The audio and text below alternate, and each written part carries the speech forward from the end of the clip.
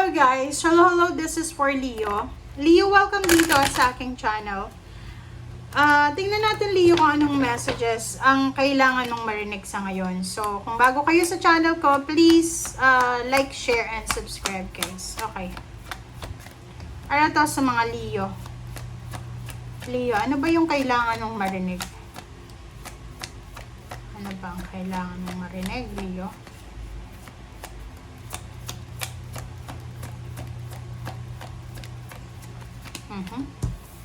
Okay, number 29, imprisonment, 11. Leo.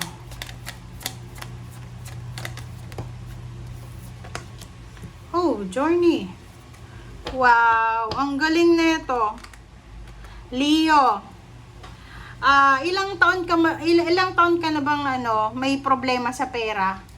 Kasi ito kung makikita mo, kahit may trabaho ka, like for example, marami kayo sa pamilya na may trabaho. Lahat ng anak mo may trabaho, ikaw may trabaho, or ikaw, like for example, ikaw, asawa mo may trabaho, yung parents mo, ganyan. Pero ang nakikita ko sa'yo, you're still imprisoned sa finances. Parang naghihirap ka pa rin.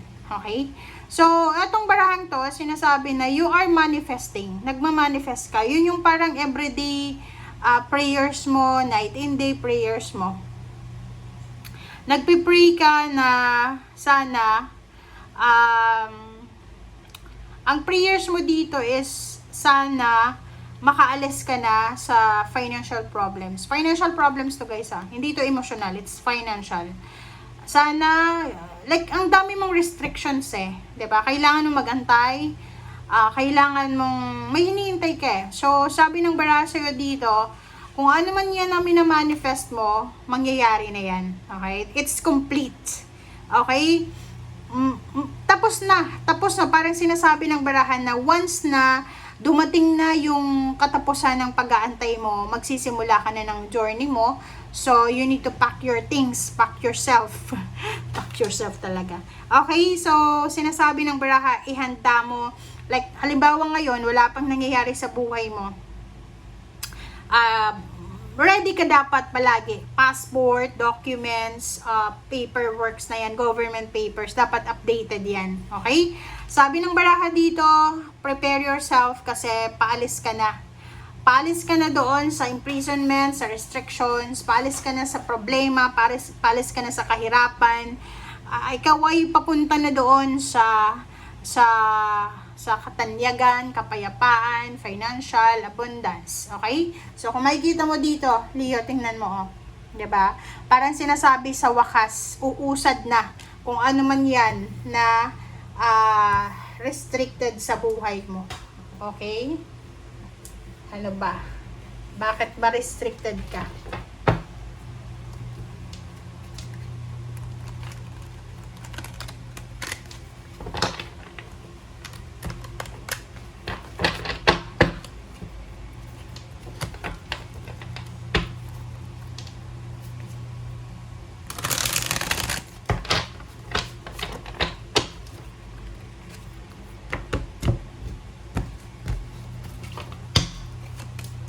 Okay, Page of Cups. Leo, there's someone. This one is future siya. Pwedeng love life. Okay? So, pwedeng love life. Kung single ka naman ngayon, tapos may mga financial problems ka, posibleng makatagpo ka ng isang tao na makakatulong sa'yo.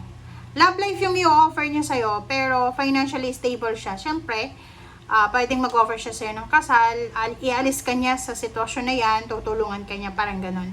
Or kung hindi naman yan love life, family members or someone na makakatulong sa'yo. Kung may problema ka sa pera, may mauutangan ka, may magpapautang sa'yo, may tutulong sa'yo. Okay?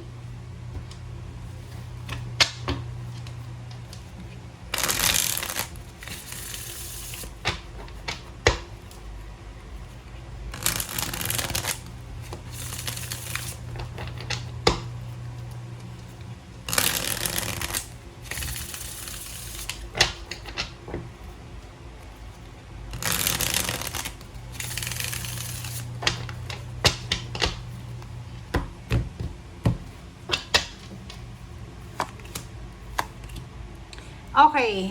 Seven of Wands and Four of Wheels. Seven of Wands and Four of Wheels. Leo, kung may ipon ka, kung may ipon ka sa bangko, may mga investment ka, ang sabi ng baraha sa'yo dito na proteksyonan mo daw yan. Okay? Kumbaga, kung may investment ka ngayon, alagaan mo yung investment mo na yan. And yung iba naman sa'yo dito, trabaho, kung ano yung source of income, kailangan mong proteksyonan, wag absent ng absent, wag maghanap ng kaaway sa trabaho. Kumbaga, dapat continuous lang yung flow ng pera sa buhay mo.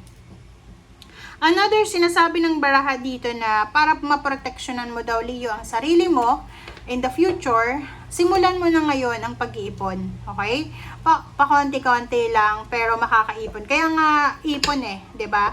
Kasi yung pag-iipon, hindi ka naman magsisimula sa malaki. Maliit lang na hanggang sa maging malaki siya. So kailangan mo daw na mag-ipon.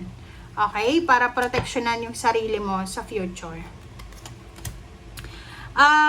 Sa mga Leo dito na like for example, you're planning to get married, tapos wala ka pang ngayon na cash, wala ka pang pera, kailangan mong mag-ipon. Yun yung importante. And yung kung plano mong magpatayo ng bahay, magpa-renovate ng bahay, magpasensya ka muna ngayon, huwag maging aggressive, huwag mangungutang ng pera para lang sa pagpapakasal, pagpapatayo ng bahay, engranting okasyon, or whatever man.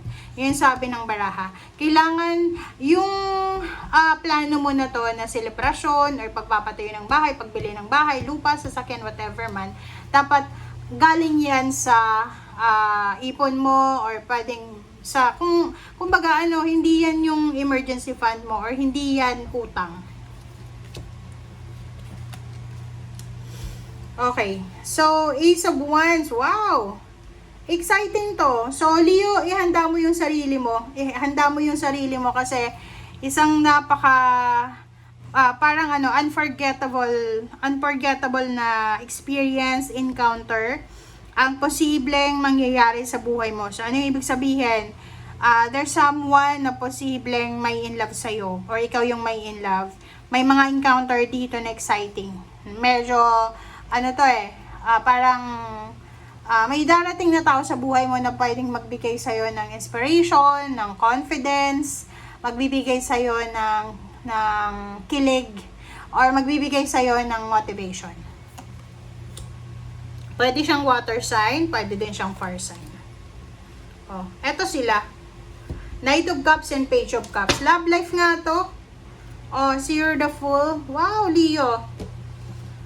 Congratulations, especially kung babae ka, babaeng Leo. Kasi nakikita ko sa'yo dito, exciting to kung single ka, babae, pwede may asawa ka na, pero may magkakagusto pa rin sa'yo. Dalawa sila. Dalawang offer to. It's either job offer or posibleng love offer. Okay? Thank you guys. Bye!